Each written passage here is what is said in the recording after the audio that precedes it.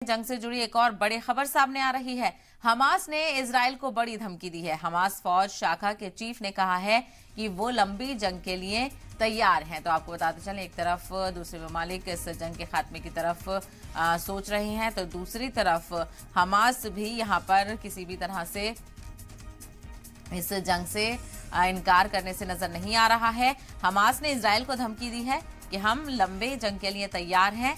तिल अवीव में भी जो हमले का सायरन बजा है।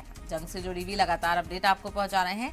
हमास ने इजराइल को बड़ी धमकी दी है। तो ये जंग पूरी इजराइल और हमास के बीच की जारी है। इजराइल की तरफ से अहद किया गया है कि हमास को पूरी तरह से खत्म किया जाएगा। तो वहीं लगातार हो रहे हमलों में मासूम बच्चे, मासूम खवातीन और बुजुर्गों की जानें भी यहाँ पर जा रही हैं। 3000 से ज्यादा मौतें हमास में हो चुकी है, माफ कीजिएगा गाजा में हो चुकी हैं, और 1000 से ज्यादा मौत इजराइल में भी हो चुकी हैं। तो हमास ने इजराइल को बड़ी धमकी दी है। हमास फौज शाखा के चीफ ने कहा है कि वो लंबी जंग के लिए तैयार है। यानी अगर इजराइल की तरफ से हमले किए जाते रहेंगे तो दूसरी तरफ हमास भी इसका पलटवार करता हुआ नजर आएगा। इजराइल और हमास के बीच लगातार जंग जारी है, और इसी के बीच हमास ने भी किसी भी तरह से जंग के खात्मे के इशारे नहीं दिए हैं, बल्कि इजराइल को धमकी दी है कि वो लंबी जंग के लिए तैयार है।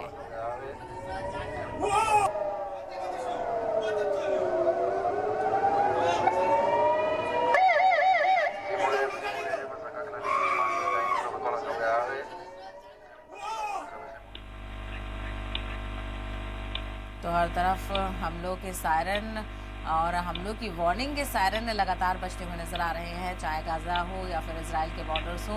एक तरफ हमास की तरफ से बमबारी की जा रही है, तो दूसरी तरफ इजराइल की तरफ से भी लगातार हमले किए जा रहे हैं। ऐसे में मासूम जिंदगियां यहाँ पर ज़ाया होती हुई नजर आ रही हैं। डर का माहौल यहाँ पर देखने को मिल रहा है। लोग बेघर हो चुके हैं लाखों की तादाद में। इमलाक का बड़े पैमाने पर नुकसान हुआ है। तो दूसरी तरफ हमास भी किसी तरह से रुकने को तैयार नहीं है।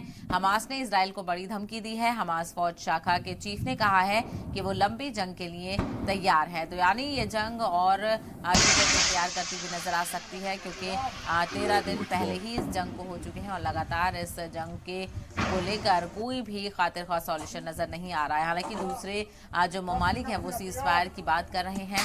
दूसरे ममालिक के लोगों में भी गुस्सा है इस जंग को लेकर। सीज फायर का मुतालबा यहाँ पर किया जा रहा है, लेकिन इजराइल ने जिस तरह से अहद लिया है कि वो हमास को नहीं छोड़ेगा, हमास के एक एक कारकुन को यहाँ पर खत्म किया जाएगा। इसी के चलते लगातार हमले भी देखने को मिल रहे हैं।